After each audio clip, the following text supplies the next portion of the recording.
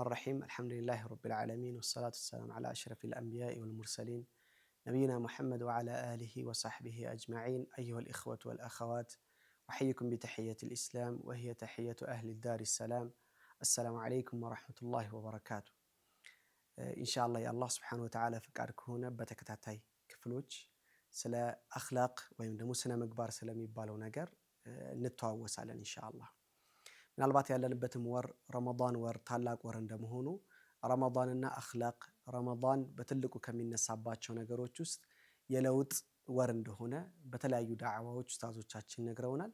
ይህ ለውጥ ረመዳን በሐያታችን ሊያመጣው ከሚገቡ ትልልቅ ለውጦች መካከል የስነ ምግባር ለውጥ ሊመጣብን ይገባል። ይህ ረመዳን እኛ ላይ ስነ ምግባራችንን ረመዳን ከመግባታችን በፊት የነበረውና ረመዳን ስንወጣ ያለው ስነ ምግባራችን የትየሌሌ ልዩነት ሊኖረው ይገባል። የዛኔ ረመዳንን በስርዓቱ ተጠቅመናል ብለን ልናልፍ እንችላለን ማለት ነው። ከዚህ አንፃር ከአኽላቅ ከመመልከታችን በፊት ስለ ረመዳን የተወሰኑ ነጥቦችን ብቻ አንስቼ ወደ አኽላቅ ወደ ተነሳውበት አጀንዳ እገባለሁ ኢንሻአላህ። ምናልባት አላህ Subhanahu Wa Ta'ala ይህንን ረመዳን ወር በሰላም አድርሶናል። አላህን ማመስገን ይጠበቅብናል። አላህ ቁርአን ላይ እንደሚለው فمن شهد منكم الشهر فليصم ይላል። ረመዳን ላይ መገኘታችን ረመዳን ወርን መድረሳችን ትልቅ የአላህ Subhanahu Wa Ta'ala ኒዕማ ነው ማለት ነው። ይሄኛው ላይ ስናነሳ فمن شهد منكم الشهر فليصم ሲል አላህ ረመዳንን መጣዳችን ረመዳን ላይ መገኘታችን ትልቅ ፈድል እንደሆነ ነገረን። فمن كان منكم مريضا او على سفر ሲል ደግሞ በአፊያ ረመዳንን ማግኘታችን መሪድ የሆነ ሰው ስለማይጾም ማለት ነው። ሰፈር ላይ ሆነን ደግሞ መንገደኛ ሆነን የተለያዩ ነገሮች ቢዚ አርገውንም እንዳናረግ ረመዳንን በዚህ መንገድ እንዳንገናኝ ስላረገን አላህን ከልብ እናመሰግናለን። ረመዳንን ተቀይረን የምናልፍበት ወር አላህ እንዲያረግልን ለኔም ለናንተም ምኞቴ ነው ማለት ነው ከአላህ ጋር። ወደ አኽላቅ ስንመጣ በእስልምና ውስጥ ትልቅ ቦታ ከሚሰጣቸው ነገሮች ውስጥ አኽላቅ ወይም ደግሞ ስነ ምግባር የምንለው ነገር ትልቅ ቦታ ከሚሰጣቸው ጉዳዮች መካከል ነው። ምናልባት እንደ ማህበረሰብ ብዙ ነገሮችን ዒባዳዎችን መሰል ጉዳዮችን ልናረግ እንችላለን። አንድ ወንድም ወይም ደግሞ አንዲት እህት በቁርአን በየቀኑ ልታኸትም ትችላለች። በየቀኑ ብዙ ቁርአኖችን ልትቀራ ትችላለች። ብዙ አዝካሮችን ልታረግ ትችላለች። ሰላት በሰዓቱ ጠብቃ ልትሰግድ ትችላለች። ወንዱም በተመሳሳይ ሁኔታ ልናረግ እንችላለን። ነገር ግን እነዚህ ነገሮች የምንሰግደው ሰላት፣ የምንቀነው ቁርአን፣ የምናረጋቸው አዝካሮች፣ የምናረጋቸው ሰደቃዎች ሁሉም አንድ ላይ ተሰብስበው ወይም ደግሞ ለየብቻም ሆነው አኽላቃችንን መቀየር ካልቻሉ እነዚህ ነገሮች ዋጋ የላቸውም። በተለይ ስለ አኽላቅ ማንሳት ትልቁ ያስፈልገን ሁኔታ እንደ ማህበረሰብ በጋራ ስንኖር ዒባዳዎች ብዙዎቹ ወደ ራሳችን ነው የሚመጡት። አኽላቅ የምንለው ግን ከሰዎች ጋር የምንኗኗርበት ሂደት ነውና በዚህ ሂደቶች ላይ ከሰዎች ጋር ያለንን ግንኙነት ለማሳመር አኽላቃችን መስተካከል አለበት። የኛ ዒባዳ ማረጋችን በኋላ ምናልባት ከዒባዳ ጋር የተገናኙ አኽላቅን እናነሳቸዋለን። ነገር ግን ዒባዳ ብቻ ማረጋችን ቁርአንን ብቻ መቅራታችን አዝካሮችን ብቻ ማለታችን እኛ እንደ ማህበረሰብ ጥሩ ሙስሊም ነን አያስብለንም። ምክንያቱም በተለይ ከሰዎች ጋር ባለን ግንኙነት ጥሩ ሙዓመላ ጥሩ ነገር የሚሆነው አኽላቃችን የተስተካከለ ሲሆን ነው። እስኪ ለምሳሌ እንዲሆነን አምስቱን የእስልምና መሰረቶችን እንመለከታቸው። የመጀመሪያው ሸሃዳ ነው። ሁላችንም እንደምናውቀው ሸሃደተይን ሸሃዱ አላ ኢላሃ ኢላላህ ወአነ ሙሐመደን ረሱሉላህ ነውና ይህንን ስንመለከተው አላህ Subhanahu Wa Ta'ala ሱረቱል ሉቅማን ላይ እንደሚነግረን ይህ ሸሃዳ ከሽርክ ማጽጃ እንደሆነ ኢነ ሽርከ ለዙልሙን ዐዚም ብሎ ሉቅማን አልሐኪም ለልጁ ሲመክረው ያለውን ጉዳይ ስናመጣው ትልቁ በደል ብሎ ማለት ሽርክ ነው ብሎናል። ከአላህ Subhanahu Wa Ta'ala ውጪ ያለን አካል ማጋራት፣ ከአላህ Subhanahu Wa Ta'ala ውጪ ወደ አላህ አካል መጠጋት፣ ከአላህ Subhanahu Wa Ta'ala ለሱ ብቻ የሚገባውን ነገሮች ለሌላ አካል በጋራም ይሁን ወይም ደግሞ በተናጠል ለነዚህ አካላቶች መስጠት ሽርክ እንለዋለንና ይሄኛው ትልቁ በደል ይሄ ነው ይለናል አላህ Subhanahu Wa Ta'ala። ያ ማለት በዳይነት አንድ የስነ ምግባር ጉድለት ነው። ፍትሃዊነት ደግሞ የበዳይነት ተቃራኒ የሆነ የሚፈለግ የሆነ ስነ ምግባር አይነት ነው። ስለዚህ ሸሃዳን በመናየው ሰዓት ላይ አንድ ሰው በአላህ ያመነ አካል በረሱል ሰለላሁ ዐለይሂ ወሰለም አምኛለሁ የሚል አካል ሽርክ ሊያሻርክ አይገባም። ፍትሃዊ ሆኖ ሊቀመጥ ይገባል።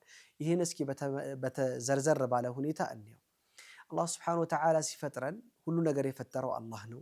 ሁሉ ነገር የሚያረግልን አላህ Subhanahu Wa Ta'ala ነው። የእያንዳንዱ በህይወታችን የምናረጋቸው ነገሮች ኒዕማ በአጠቃላይ ያረገልን አላህ Subhanahu Wa Ta'ala ነው። የምንኖርበትን ምድር የዘረጋልን አየሩን የሰጠን አላህ Subhanahu Wa Ta'ala ነው። ይህን ሁሉ ነገር አርጎልን ሌላን አካል ብናመልክ ፍትሃዊ አልሆንም ማለት ነው። ለምሳሌ አንድ ሰው ብዙ ለእድገታችን መሰረት የሆኑን ብዙ ነገሮች የሆኑንና አካላት እኮ እነሱን ማስከፋት አንወድም። ምክንያቱም እነሱ በህይወታችን ትልቅ ቫልዩ አላቸው፣ ለኛ መሸጋገር ትልቅ አበርክቶ አላቸው ብለን ስለምናምን እነዚህን አካላት ማስከፋትም ይሁን እነዚህን አካላት በእኛ ምክንያት እንዲከፉ ማድረግ አንወድም። ፈማ ቢክ በአላህ ስብሓነሁ ወተዓላ ደግሞ እኛን ፈጥሮን እንደዚህ አሳምሮ የምንኖርባትን ምድር ፈጥሮ የምንኖርበትን አየር ፈጥሮ ቀንና ሌሊቱን እየቀያየርን ለአላህ ስብሓነሁ ወተዓላ አምልኮን ወደ ሌላ ማድረግ የበደሎች ሁሉ ትልቅ በደል ነው። ስለዚህ አኽላቅ የምንለው ነገር በዳይነት ህይወታችን ውስጥ እንዳይኖር ፍትሃዊነትን ወደ ሐያታችን እንድናመጣ ሸሃዳ የሚለው ያስይዘናል ማለት ነው። ሁለተኛ የምንመለከተው አርካነል ኢስላም ላይ ሰላትን ነው የምናገኘው። ሰላት ሁላችንም በወቅቱ መስገድ እንዳለብን ስርዓቱን ጠብቀን መስገድ እንዳለብን ሁላችንም የምንገነዘበው ነገር ነው። ነገር ግን የሰላታችን ነቲጃው የሰላታችን ውጤት የምንገመግምበት ትልቁ ነገር አኽላቃችን ሲቀየር ነው። እንዴት ልንል እንችላለን? ይሄኛውን ነገር አላህ ሱብሓነሁ ወተዓላ ቁርአን ላይ እንደሚነግረን ኢነ ሰላተ ተንሃ ዐኒል ፈሕሻኢ ወልሙንከር፣ በትክክል የተሰገደች ሰላት የሆነች ሰላት ሸርጧን ተጠብቆ አላህ ስብሐነሁ ወተዓላ በሚፈልገው ረሱል ሰለላሁ ዐለይሂ ወሰለም ባሳዩን መንገድ የተሰገደች ሰላት ተንሃ ዐኒል ፈሕሻኢ ወልሙንከር፣ ከመጥፎ ነገር ከአጸያፊ ነገር ትጠብቃለች ትከለክላለች ይላል ማለት ነው። ስለዚህ ሰላታችን የሚገለጸው የሰላታችን ተቀባይነት የሚገለጸው እኛ ስነ ምግባራችን ላይ ከመጥፎ ነገር ርቀናል ወይ፣ ከፋሒሻዎች ከሙንከሮች እነዚህ ነገሮች ላይ ተከልክለናል ወይ የሚለው ነገር መሰረታዊ የሰላታችን ውጤት መለኪያ ነው ማለት ነው። ስለዚህ ሰላታችንም ስንመለከተው ከአኽላቅ ጋር ቀጥታ የተገናኘ ነው ማለት ነው። ይሄኛው ምናልባት በደንብ ብዙ ጊዜ በተለይ እንደ ማህበረሰብ ካለብን ክፍተቶች ውስጥ አሁን ላይ ብዙዎቻችን ዒባዳ ማድረግ ላይ ወይም ደግሞ አላህ የሚወዳቸውን ተግባራቶች መፈጸም ላይ ጥሩ የሚባል እንቅስቃሴዎች እናያለን። ነገር ግን እነዚህ ነገሮች ወደ አኽላቃችን ወደ መቀየር መጥተዋል ወይ ግን ራሳችንን መጠየቅ አለብን። አንድ ሰው መስጂድ ላይ ሰላት ሰግዶ ሲወጣ ምናልባት ጫማ የሚኻድሙ በየቦታው በየመስጂዱ የምናገኛቸው ኻዲሞች አሉና እነዚህ ኻዲሞች ጋር የሚጣላ ከሆነ የሰገደው ሰላት ምንም አልጠቀመውም ማለት ነው። ምናልባት አንድ ሰው ቀደም ብሎ ወደ መስጂድ ገብቶ ብዙ ቁርአን ቀርቶ ሱና ሰላቶችን ሰግዶ ፈርድ ሰግዶ ከዛ ዱዓ አድርጎ ሲወጣ ልክ ጫማ ከሚሰጠው ወንድም ጋር ግን የሚጨቃጨቅ ከሆነ እነዚህ ያረጋቸው ነገሮች ፍሬያማ አይደሉም ማለት ነው። ዝም ብሎ ከአንገት በላይ የሆነ ነገር ነው ማለት ነው። ስለዚህ አኽላቃችን ከሰላት አንፃር ስናየው ሰላት ከሚገመገምባቸው ሰላት ተቀባይነቱ ምን ያህል ነው፣ እኛ ላይ ምን ያህል ህይወታችን ላይ ተጽዕኖ አድርሷል የሚለውን የምንለካበት አንደኛው መንገድ አኽላቃችን መስተካከሉና ስለዚህ ከዚህ አንፃር አኽላቅም ትልቅ ጉዳይ ይሆናል ማለት ነው። ሶስተኛ ላይ ከምናገኛቸው ውስጥ ጾምን እናገኛለን። ረመዳን ላይ ያለንበትን እናገኘዋለን።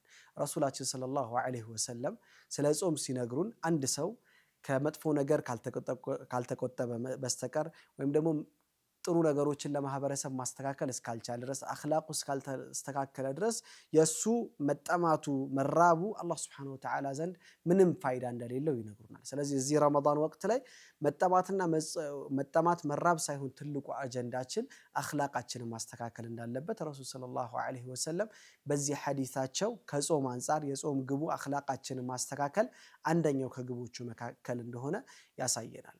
ከዛ ውጪ ብንሄድ ዘካን ነው የምናገኘው። ሌላኛው አርካነል ኢስላምን ስናይ ይሄኛውን ዘካን በምንመለከትበት ሰዓት አላህ Subhanahu Wa Ta'ala ቁርአን ላይ እንደነገረን ከመጥፎ ነገር ሊያጠራ እንደሚፈልግ ተዝኪያን እንደሚፈልግ አላህ Subhanahu Wa Ta'ala የዚህ ዓላማ እንደሆነ ይነግረናል። የዘካ ዓላማ ከማህበረሰቡ ጋር በተለይ ደሃ ከሚባለው ወይም ደግሞ የኛን ዘካ የሚገባቸው ሰዎች ጋር ያለንን ግንኙነት የሚያጠራልን የሆነ ዘካችን ትልቁ ዓላማ እሱ እንደሆነ አላህ Subhanahu Wa Ta'ala ይነግረናል። ከዚህ ከዘካ አንፃርም አኽላቅን ስናየው አኽላቃችን በጣም መስተካከል እንዳለበት የሚያስገነዝበን ነው። የመጨረሻው አርካነል ኢስላም ሐጅን እናገኛለን። አላህ Subhanahu Wa Ta'ala እንግዲህ ከረመዳን በኋላ ከምናገኛቸው ትላልቅ መውሲሞች ትላልቅ መሰባሰቦች ውስጥ ሐጅ ትልቁን ቦታ ይይዛል። ይህ ሐጅ ትልቁ ዓላማ አላህ Subhanahu Wa Ta'ala ሲነግረን እዛ ሐጅ ላይ መጠንቀቅ ስላለብን ነገሮች ሲያስገነዝበን ፈላ ረፈተ ወላ ፉሱቅ ወላ ጂዳለ ፊል ሐጅ ይለናል።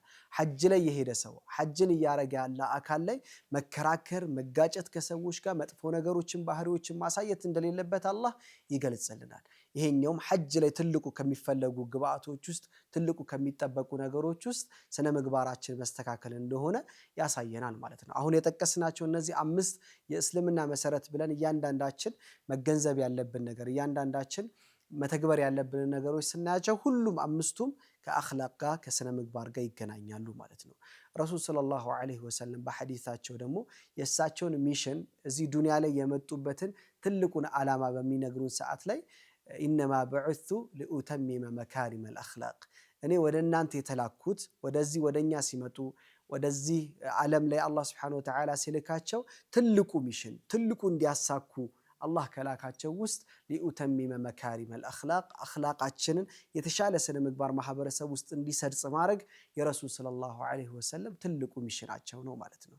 በሌላም የቁርአን አያ ወማ አርሰልናከ ኢላ ረሕመተን ሊልዓለሚን ብለው አላህ ሱብሓነሁ ወተዓላ የረሱል ሰለላሁ ዐለይሂ ወሰለምን ሚሽን ያስገነዝበናል። አንተ ሙሐመድ እኛ ወደዚህ ወደ ዓለም አላክንህም ለሰዎች እዝነት ብትሆን ለነሱ ረሕመት እንድትሆን ነው እንጂ ከዛ ውጭ አላክንህም ይላቸዋል። እነዚህ ሐዲሶች የሚያመለክቱን የቁርአን አያዎች የሚያመለክቱን ምን ያህል ስነ ምግባር በእስልምና ላይ ትልቅ የሆነ ቦታ እንዳለው ያሳዩናል። ረሱላችን ሰለላሁ ዐለይሂ ወሰለም አላህ ሱብሓነሁ ወተዓላ እንዳላቸው አንድ ገዝዋ ላይ ረሱል ሰለላሁ ዐለይሂ ወሰለም ከሰሓቦቻቸው ጋር ተመካክረው በነበሩበት ሰዓት ላይ እነዛ ሂደቶች በሄደበት ሰዓት ላይ ያው ሰሓቦች የኡሑድ ዘመቻ እንደምናስታውሰው 50 የሆኑ ሩማቶችን ወይም ደግሞ ቀስተኞችን ጀበለ ሩማት የምትባለው ቦታ ላይ እዚህ ላይ እናንተ ጠብቁን እንዳትንቀሳቀሱ ሐታ ሰዎች የኛ ተሸንፈን ሰዎች የኛን ስጋ እየበሉ ብታዩ ራሱ አዋፋት ሽንፈት ገጥሞን ብታዩ ራሱ በዛ ሰዓት ላይ ራሱ ይሄን ቦታ እንዳትለቁ ብሎ አስለቅቀው ረሱል ሰለላሁ ዐለይሂ ወሰለም ጀበለ ሩማት ላይ አስቀምጧቸው ነበር። እነዚህን 50 የሆኑ ቀስተኞችን ማለት ነው። ጀበለ ሩማት በኡሑድ ዘመቻ ጊዜ ላይ ትልቅ የሆነ ስትራቴጂክ የሆነ ቦታ ነው። እዚህ ቦታ ላይ የነበሩ 50 ሰሓቦች ግን ያንን ቦታ ላይ የሆነ ሰዓት ላይ ሙስሊሙ አሸንፏል ብለው ባሰቡበት ሰዓት ላይ ያንን የተወሰኑ ሰሓቦች አብዛኞቹ ሰሓቦች እዛ ላይ ከነበሩት ለቀው ወረዱ። የዛኔ ኻሊድ ብን ወሊድ የዛኔ አልሰለመም ነበር። ያቺን ክፍተት ተጠቅሞ ሙስሊሞችን ያጠቃበት ሂደት አለ። ከዚህ በኋላ የወረደ የቁርአን አያን ስንመለከተው አላህ ሱብሓነሁ ወተዓላ ምን አላቸው? ፈቢማ ረሕመቲን ሚነላሂ ሊንተ ለሁም ከአላህ በሆነ ረሕማ ከአላህ በሆነ እዝነት ለነሱ ለስለስ አልክላቸው ይላቸዋል አላህ ሱብሓነሁ ወተዓላ ረሱል ሰለላሁ ዐለይሂ ወሰለም። ወለው ኩንተ ፈዘን ገሊዘል ቀልብ አንተ ልበደንዳና ገርጫጫ የሆንክ ቢሆን ኖሮ ለንፈዱ ሚን ሐውሊክ ከአንተ እነዚህ ፊዳ እንሁን የሚሉህ ሰሃቦች በአጠቃላይ ከአንተ በተበተኑ ነበር፣ ከአንተ ዞር ባሉ ነበር ይላል አላህ ሱብሓነሁ ወተዓላ። ስለዚህ አንዳንዴ የያዝነው ዓላማ ብቻ ሳይሆን ወይም ደግሞ የያዝነው አጀንዳ ብቻ ሳይሆን ያንን ነገር ወደ ማህበረሰብ እያቀረብንበት ያለው ሂደትም በደንብ መገንዘብ አለብን። ረሱል ሰለላሁ ዐለይሂ ወሰለም የያዙት ተውሂድን ነው። ረሱል ሰለላሁ ዐለይሂ ወሰለም የያዙት አላህ ሱብሓነሁ ወተዓላ በብቸኝነት መገዛት አለብን የሚለውን ትልቁን የሆነ ሪሳላ ነው። ይህንን ሪሳላ ግን በአኽላቅ ወደ ማህበረሰቡ ካላደረስነው ዝም ብለን መልእክቱን ብቻ ማድረስ አለብኝ ብቻ ብለን የምናስገነዝብ ከሆነ ይህ የረሱል ሰለላሁ ዐለይሂ ወሰለም መንገድ አይደለም። ስለዚህ ረሱል ሰለላሁ ዐለይሂ ወሰለም አላህ ምን አላቸው? በአላህ በሆነ ረሕመት ለስለስ በልላቸው፣ ነገሮችን ስታቀርብላቸው ለነሱ ገር በሆነ ሁኔታ ማቅረብ ይጠበቅብሃል አንተ ሙሐመድ። ይህን ማድረግ ካልቻልክ ግን የምታያቸው ሰሓቦች ፊዳከ አቢ ወኡሚ የሚሉ ሰሓቦች ካንተ ዞር ባሉ ነበር ይላቸዋል ማለት ነው።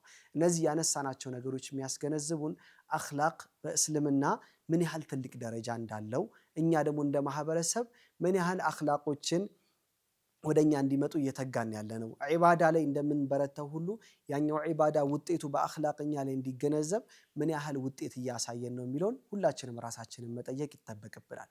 በቀጣይ ክፍሎችም የምናየው ምናልባት የተመረጡ አኽላቆችን እነዚህ አኽላቆች በደንብ ብናያቸው እነዚህም በደንብ ብንገነዘባቸው ብዬ የማስባቸውን ነጥቦች በጋራ የምናይ ይሆናል። ነገር ግን ሁሌም በተለይ በዚህ በረመዳን ባለው ወር ላይ የኛ ሙስሊም መሆን የኛ ዒባዳችን የኛ ጾማችን አኽላቃችንን ምን ያህል እየቀየረው ነው የሚለውን ሁላችንም ልንገነዘብ ራሳችንን ልንፈትሽ ይገባል። የተሻለ ከሆነ ከፍ እያደረግን ልንሄድ ይገባል። የሚያንሰን ጉድለት ደግሞ ካለብን እነዛን ነገሮች ጉድለታችንን እየሸፈንን ልንሄድ ይገባል የሚለውን ሐሳቦች ለማስገንዘብ ነው። ኢንሻአላህ በሚቀጥለው ክፍል ላይ ደግሞ አንድ የአኽላቅ ባህሪ አንስተን እሱ ባህሪ ላይ እንደ ማህበረሰብ እንነጋገርባቸው ከቁርአን ከሐዲስ ሐሳቦችን የምንለዋወጥ ይሆናል። ጀዛኩሙላሁ ኸይራን። ሰላም አለይኩም ወራህመቱላሂ ወበረካቱ።